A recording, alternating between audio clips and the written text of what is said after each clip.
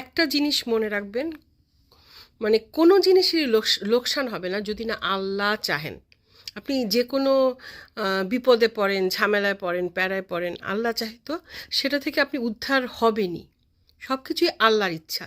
সেই কারণে আপনি দেখেন যে হজরত ইব্রাহিম আলাইসাল্লামকে আগুনে নিক্ষেপ করার পরও কিন্তু তিনি আগুনে পুড়ে যাননি, আগুন তাকে পোড়াতে পারেনি, তাই না? হজরত ইউনুস আলাইসাল্লামকে মাছ গিলতে পারেনি, সমুদ্র মুসা আলাইসাল্লামকে ডোবাতে পারেনি, ধারালো ছুরি হজরত ইসমাইল আলাইসাল্লামকে জবেহ করতে পারেননি।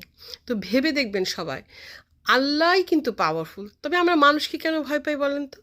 আমরা মানুষকে ভয় পাই, আমরা মানুষকে সমীহ করি, হুইচ ইজ গুড, রেসপেক্ট থাকা ভালো, কিন্তু মানুষকে ভয় পাবেন না, আল্লাহকে ভয় করুন। কারণ আল্লাহ হচ্ছে সবার চেয়ে পাওয়ারফুল, মোর দ্যান এনিথিং।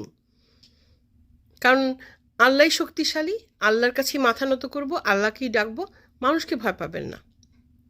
আল্লাহকে ভয় পান এবং ভালোবাসুন। আল্লাহ হাফিজ সবাইকে।